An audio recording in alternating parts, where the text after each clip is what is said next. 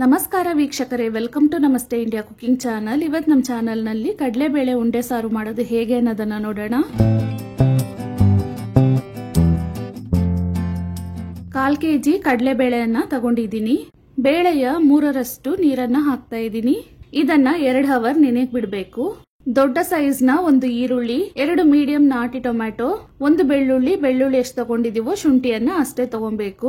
1 ಚಿಕ್ಕ ತೆಂಗಿನಕಾಯಲ್ಲಿ 1/4 ಭಾಗವನ್ನ ತಗೊಂಡಿದ್ದೀನಿ. ಸ್ವಲ್ಪ ಕೊತ್ತಂಬರಿ ಸೊಪ್ಪು, ಸಣ್ಣದಾಗಿ ಕಟ್ ಮಾಡಿರುವ 2 ಈರುಳ್ಳಿ, 1 ಕೈ ತುಂಬಾ ಕೊತ್ತಂಬರಿ ಸೊಪ್ಪು ಮತ್ತು 2 ಕಡ್ಡಿ ಕರಿಬೇವಿನ ಸೊಪ್ಪು, 4 ಹಸಿರು ಮೆಣಸಿನಕಾಯಿ, ಅರ್ಧ ಬೆಳ್ಳುಳ್ಳಿ ಮತ್ತು ಬೆಳ್ಳುಳ್ಳಿಗೆ ತಕ್ಕಂಗೆ ಶುಂಠಿಯನ್ನ ತಗೊಂಡಿದ್ದೀನಿ.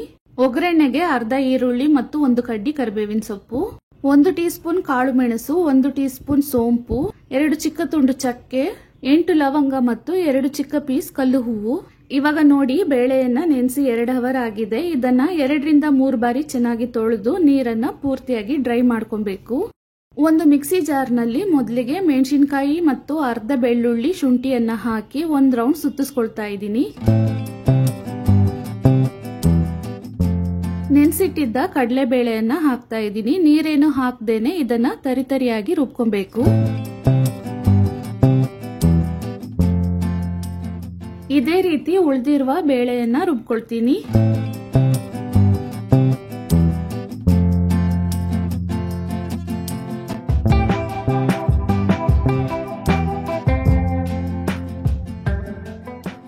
ಇವಾಗ ಬೇಳೆಯನ್ನ ಪೂರ್ತಿಯಾಗಿ ರುಬ್ಬಿ ಆಗಿದೆ. ಇದರಲ್ಲಿ ಕಟ್ ಮಾಡಿರುವ ಈರುಳ್ಳಿ, ಕರಿಬೇವಿನ ಸೊಪ್ಪು ಮತ್ತು ಕೊತ್ತಂಬರಿಯನ್ನ ಹಾಕೊಳ್ತಾ ಇದ್ದೀನಿ. 1/4 ಟೀ ಸ್ಪೂನ್ ಅಷ್ಟು ಉಪ್ಪನ್ನ ಹಾಕಿ ಇದನ್ನ ಚೆನ್ನಾಗಿ ಮಿಕ್ಸ್ ಮಾಡ್ಕೊಬೇಕು.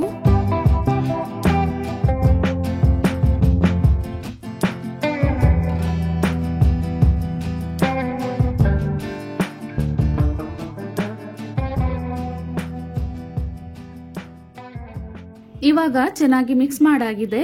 ಇದನ್ನ ಮೀಡಿಯಂ ಸೈಜ್ ನ ಉಂಡೆಗಳನ್ನಾಗಿ ಮಾಡ್ಕೊಳ್ತಾ ಇದ್ದೀನಿ.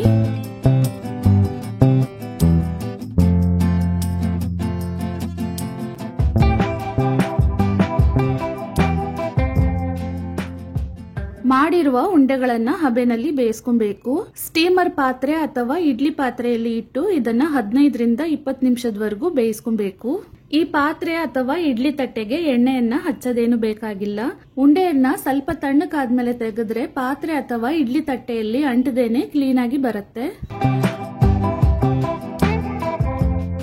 ಕಡಲೆಬೇಳೆ ಉಂಡೆ ಇವಾಗ ಚೆನ್ನಾಗಿ ಬೆಂದಿದೆ. ಇದನ್ನ ಒಂದ್ ಕಡೆ ಹಾಗೆ ತೆಗೆದಿಡ್ತಾ ಇದ್ದೀನಿ. ಒಂದು ಕಡಾಯಿನಲ್ಲಿ ಸ್ವಲ್ಪ ಎಣ್ಣೆಯನ್ನ ಹಾಕೊಳ್ತಾ ಇದ್ದೀನಿ. ತೆಂಗಿನಕಾಯಿ ಮತ್ತು ಕೊತ್ತಂಬರಿ ಸೊಪ್ಪನ್ನ ಬಿಟ್ಟು ಉಳಿದಿರುವ ಮಸಾಲೆಗಳನ್ನ ಇದರಲ್ಲಿ ಹಾಕೊಳ್ತಾ ಇದ್ದೀನಿ. ಇದನ್ನ 3 ರಿಂದ 4 ನಿಮಿಷದವರೆಗೂ ಬಾಡಿಸ್ಕೊಂಡ್ರೆ ಸಾಕು. ಮಸಾಲೆಯನ್ನ ಬಾಡ್ಸಾಗಿದೆ. ಇದನ್ನ ಒಂದ್ ಕಡೆ ತಣ್ಣಕ್ಕಾಗಕ್ಕೆ ಹಾಗೆ ಇಡ್ತಾ ಇದ್ದೀನಿ.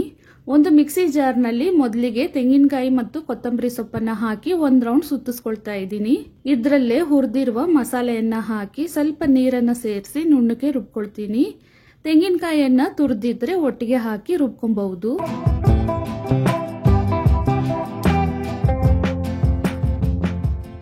ಮಸಾಲೆಯನ್ನ ಬಾಡಿಸಿದ್ದ ಅದೇ ಕಡಾಯಿನಲ್ಲಿ ಅರ್ಧ ಕಪ್ಪಷ್ಟು ಎಣ್ಣೆಯನ್ನ ಹಾಕ್ತಾ ಇದ್ದೀನಿ. ಅಂದಾಜಿಗೆ 125 ml ಅಷ್ಟಿದೆ. ಎಣ್ಣೆ ಬಿಸಿ ಆದ್ಮೇಲೆ ಕರಿಬೇವು ಮತ್ತು ಈರುಳ್ಳಿಯನ್ನ ಹಾಕಿ ಕಂದು ಬಣ್ಣ ಬರೋವರೆಗೂ ಚೆನ್ನಾಗಿ ಬಾಡಿಸ್ಕೊಬೇಕು. ಈರುಳ್ಳಿ ಇವಾಗ ಚೆನ್ನಾಗಿ ಫ್ರೈ ಆಗಿದೆ. ರುಬ್ಬಿರುವ ಮಸಾಲೆಯನ್ನ ಹಾಕೊಳ್ತಾ ಇದ್ದೀನಿ. ಮಸಾಲೆ ರುಬ್ಬಿರುವ ಜಾರ್ನಲ್ಲೇ ನೀರನ್ನ ಹಾಕಿ ಅದನ್ನು ಸಾರಿನಲ್ಲೇ ಹಾಕ್ತಾ ಇದ್ದೀನಿ. ಸಾರು ಗಟ್ಟಿಯಾಗಿದೆ. ಇನ್ನು ಸ್ವಲ್ಪ ನೀರನ್ನ ಹಾಕೊಳ್ತಾ ಇದ್ದೀನಿ.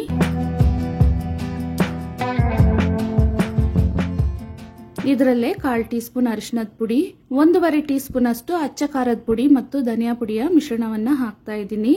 ಸಾರಿಗೆ ಬೇಕಾದಷ್ಟು ಉಪ್ಪನ್ನ ಮಾತ್ರ ಹಾಕ್ತಾ ಇದ್ದೀನಿ. ಯಾಕಂದ್ರೆ ಬೇಳೆಯ ಉಂಡೆಯನ್ನ ಬೇಯಿಸಬೇಕಾದ್ರೆ ಅದರಲ್ಲೂ ಉಪ್ಪು ಖಾರವನ್ನ ಹಾಕಿದೀವಿ. ಇದರಲ್ಲೂ ಮಸಾಲೆಯಲ್ಲಿ ಕಾಳು ಮೆಣಸು ಇರೋದ್ರಿಂದ ಖಾರದ ಪುಡಿಯನ್ನು ಸಹ ನೋಡಿ ಹಾಕೊಬೇಕು. ಸಾರು ಇವಾಗ ಚೆನ್ನಾಗಿ ಕುದಿಯಕ್ಕೆ ಸ್ಟಾರ್ಟ್ ಆಗಿದೆ. ಈ ಟೈಮ್ನಲ್ಲಿ ಬೇಯಿಸಿರುವ ಬೇಳೆಯ ಉಂಡೆಗಳನ್ನ ಇದರಲ್ಲಿ ಹಾಕಬೇಕು. ಇವಾಗ ಸಾರನ್ನ 15 ನಿಮಿಷದವರೆಗೂ ಚೆನ್ನಾಗಿ ಕುದಿಸ್ಕೊಬೇಕು. ಸ್ಟವ್ ಅನ್ನ ಹೈ ಫ್ಲೇಮ್ ನಲ್ಲಿ ಇಟ್ಟಿರಬೇಕು.